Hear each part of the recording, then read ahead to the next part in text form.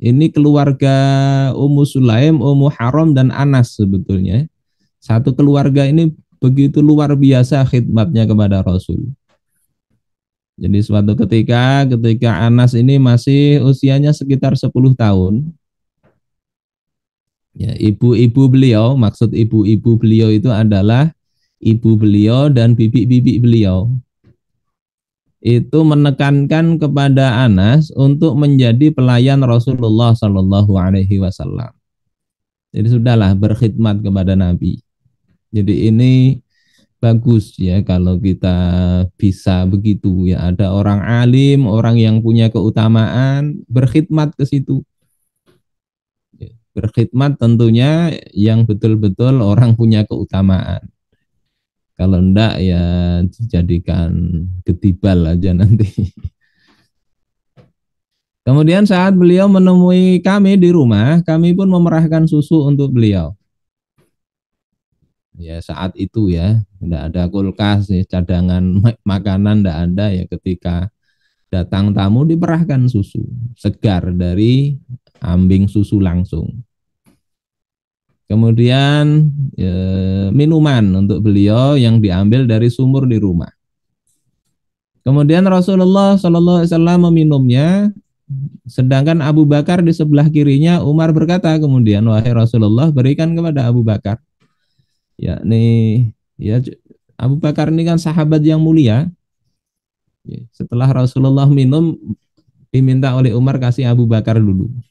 Tapi ternyata Rasulullah Shallallahu Alaihi Wasallam memberikan minuman kepada orang pedalaman, yang nggak disebut di sini siapa namanya, yang ada di sebelah kanan beliau. Nah ini adab ya, adab dalam menggilirkan makanan itu ke sebelah kanan. Kemudian beliau bersabda yang di kanan, ya kanannya lagi, lalu yang di kanannya. Ini tentunya kalau duduknya melingkar. Kalau duduknya lurus, nanti yang sebelah kiri nggak dapat. Ini di Sahih Muslim. Yang bisa kita petik di sini, sebagaimana yang diberikan judul oleh musannif, itu adalah tentang berkhidmat kepada Rasul. Dan ini banyak sahabat yang melakukan itu. Ashabus Suffah itu rata-rata adalah memang bertujuan khidmat kepada Rasul, sebagaimana Abu Hurairah, Anas bin Malik, ya. Kemudian bahkan orang Ansor seperti Abu Sa'id Al-Khudri, Rabi'ah bin Ka'ab, ya. Rabi'ah bin Ka'ab itu juga sama, berkhidmat kepada Rasul.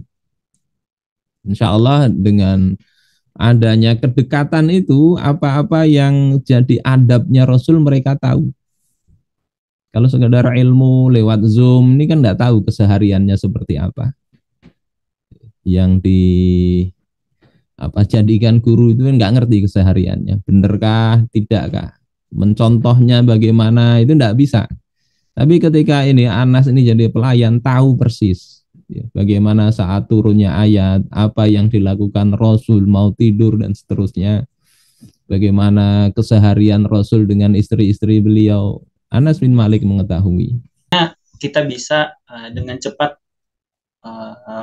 memutuskan untuk bisa berkhidmat kepada seorang alim gitu ya. Apakah butuh mengetahui secara mendalam atau cukup dengan melihat track recordnya saja, dan sejauh mana kita bisa berkhidmat, apakah sama sebagaimana berkhidmatnya kita sahabat-sahabat kepada Rasulullah, atau seperti seorang raja abdi dalam kepada para sultan.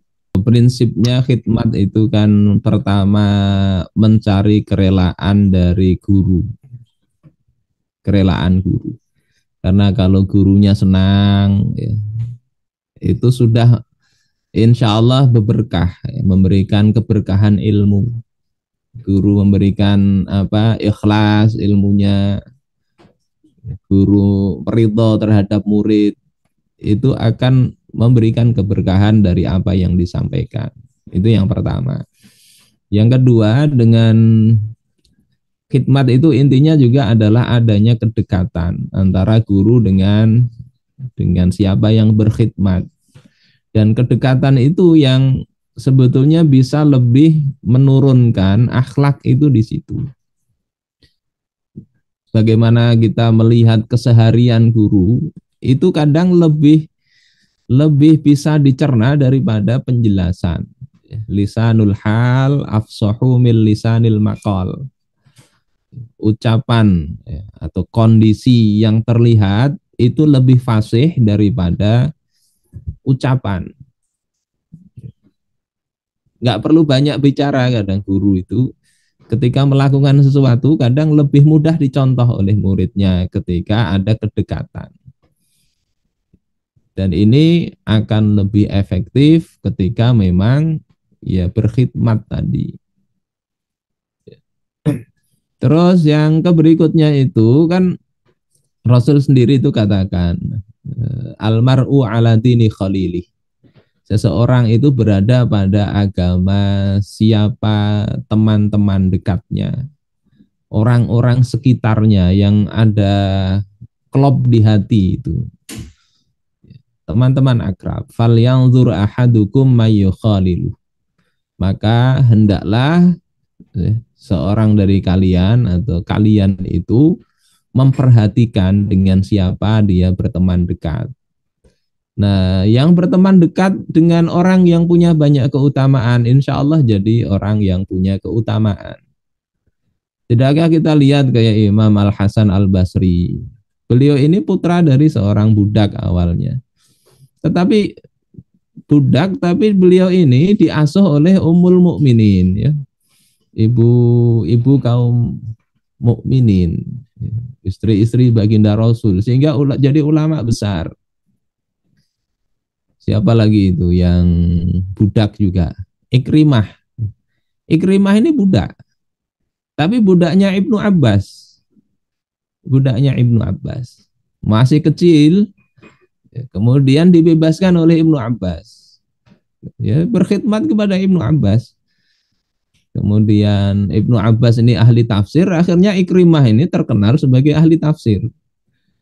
Kalau kita lihat di riwayat itu Ikrimah ini enggak, akhirnya oleh Sayyidina Ibnu Abbas itu beliau diikat diajari tafsir. Jadi itu ini enggak bisa kita terapkan sekarang ya, nanti dilaporkan kena pelanggaran HAM. Itu sekedar cerita, kalau dulu itu memang masanya begitu. Kita ngaji dulu itu ya telinga ini ya sudah biasalah kena tangan guru itu, apalagi kalau enggak bisa. Tapi kalau diterapkan sekarang mungkin orang tuanya yang marah. Rotan itu kan, catok. Kita enggak mesti begitu ya, tetapi tadi kedekatan ini penting, kedekatan. Saya sendiri punya beberapa guru ngaji dulu.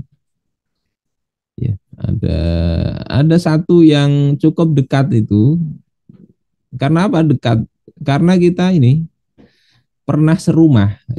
Beliau ini kebetulan tinggal di rumah kami awal beberapa waktu itu. Jadi kadang kita cari kayu bakar ke hutan berdua. Kemudian malam itu kadang beliau ngajak jalan ke sawah. Masih belum ada listrik gitu. Beliau bawa senapan angin, bawa senter.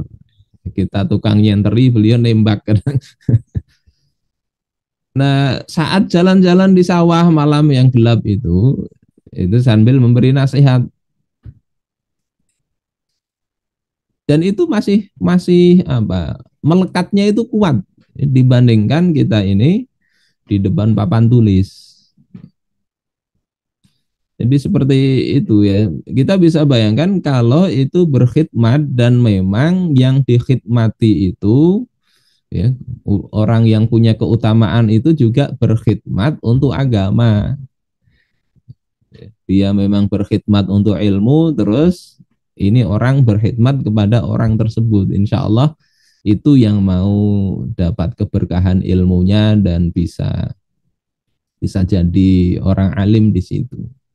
Tapi kalau yang orang punya keutamaan itu khidmatnya ke dunia, dia jadi ketibalnya orang-orang yang zalim misalnya, jadi antek orang-orang zalim, tidak beres, maka berkhidmat kepada orang seperti itu bahaya juga, bahaya.